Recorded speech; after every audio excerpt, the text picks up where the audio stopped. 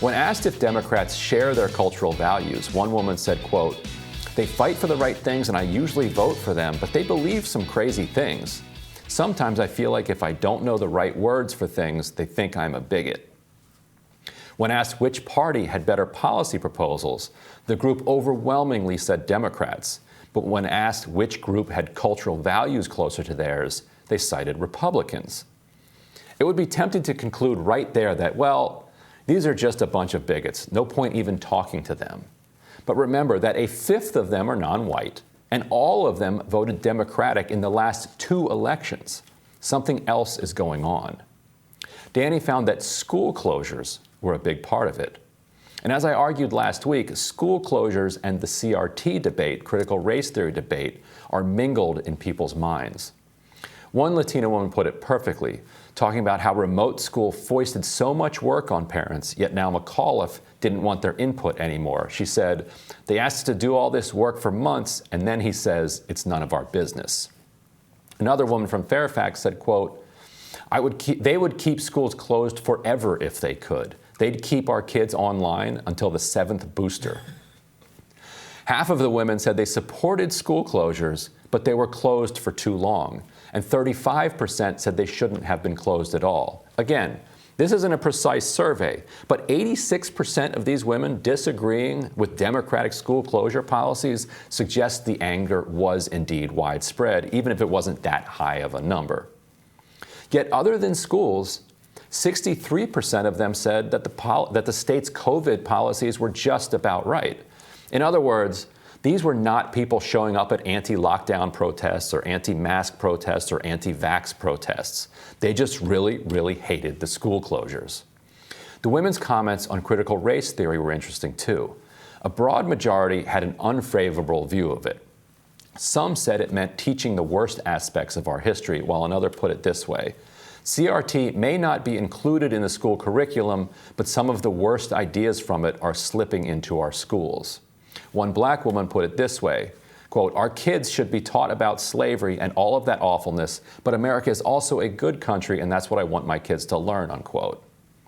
But CRT didn't specifically seem to play a huge role in their voting, since only 1/4 of them said it was being taught in Virginia schools, while half were unsure and another quarter said that it wasn't.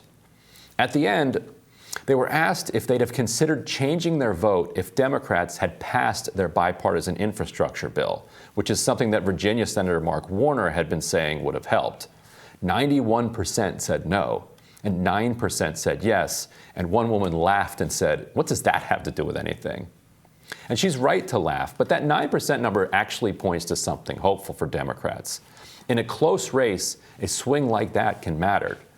If they'd have also passed the reconciliation bill and could talk about universal pre-K, the child tax credit, clean energy investments, subsidies for child care, you could potentially have won even more of them back.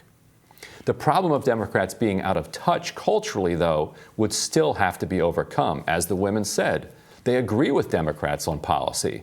They just don't connect with them. The reaction to the Virginia loss from Democrats, which has been to call all the Youngkin voters racist, only reinforces that disconnect. What Democrats need most is some humility.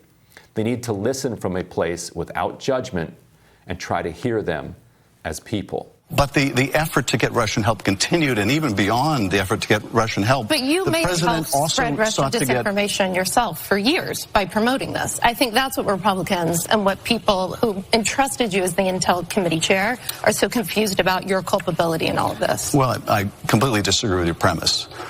It's one thing to say allegations should be investigated, and they were. Mm-hmm. It's another to say that we should have foreseen in advance that some people were lying to Christopher Steele, which is impossible, of course, to do.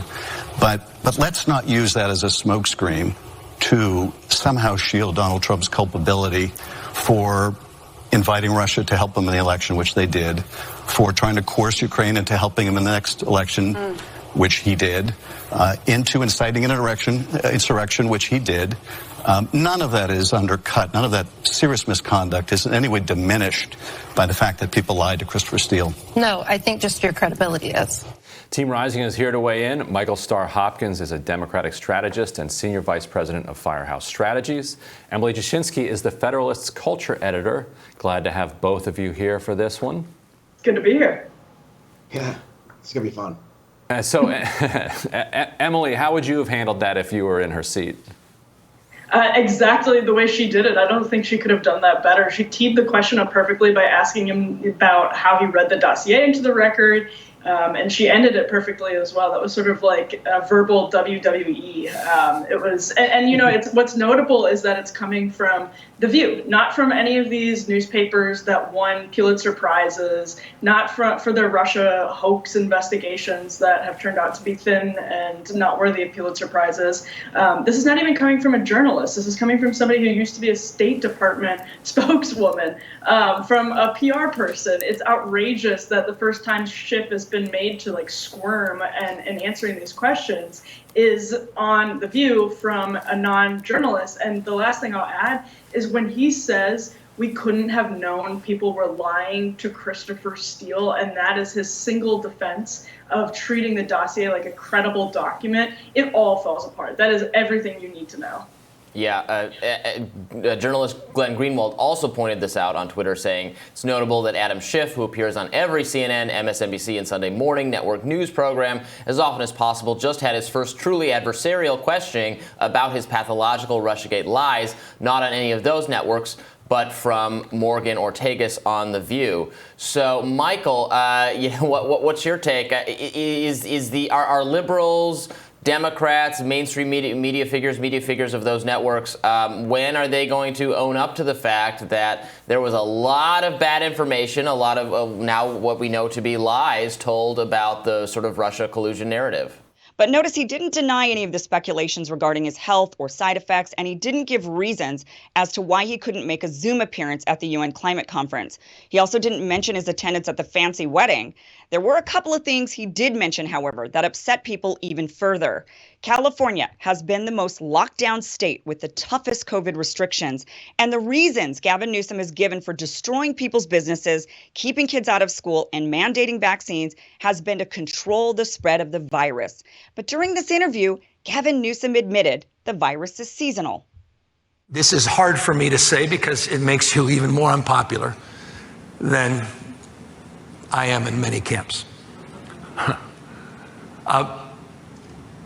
Last year at this time, we all were bemused and confused when we saw a few states starting to see an increase in COVID. It's as if we learned nothing in the last year. The coverage of Colorado, it's somewhat inexplicable, they say. We really don't know why they're seeing an increase in Vermont and New Hampshire, why the Northeast is experiencing an increase. California is now experiencing an increase. Well, we know why. There's a seasonality to COVID. It's not particularly difficult after a couple of years to understand. You see those trends in Europe. You see those trends extend in other parts of the globe. Unfortunately, that's what's happening here in your state. Now, Florida, which has some of the most lax COVID policies, now has one of the lowest case rates in the country, while California is twice that of Florida's and climbing. Yet our mandates and restrictions continue. Later in the discussion, Newsom also said something really upsetting. Now, remember, California locked down first and locked down the longest, and this caused many businesses to go under, especially in the hospitality industry.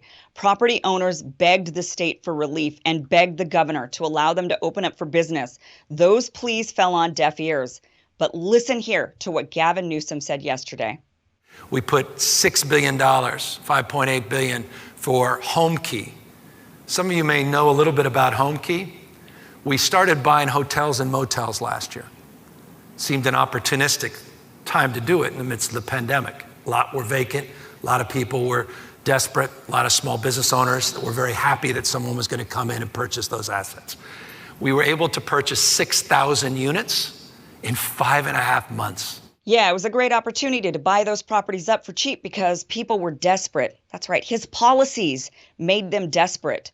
Gavin Newsom is up for re-election in 2022, and he might have survived the recall, but people like me, are still pissed about his pandemic response. Californians are pissed at him for disappearing after receiving a booster dose while still mandating that school children get the vaccine. They're pissed he mandates that children wear masks while his rich friends hobnob maskless at a $1 million wedding inside of San Francisco City Hall. People are pissed he's continuing to promote strict COVID policies while admitting the reason Florida is doing fine and California's rates are climbing has nothing to do with policy, but the weather. And people are pissed he's boasting about getting rock bottom pricing on property that his pandemic policies wiped out. All California voters have to do is look to Virginia. Pick a Republican candidate like Youngkin, and Gavin is out of a job. But hey, look at the bright side. He won't need to cancel appearances at important climate conferences to spend time hobnobbing with wealthy old oil families. He won't need to apologize for dining at expensive restaurants with lobbyists, nor for disappearing for days on end. Instead, he'll have all the time in the world.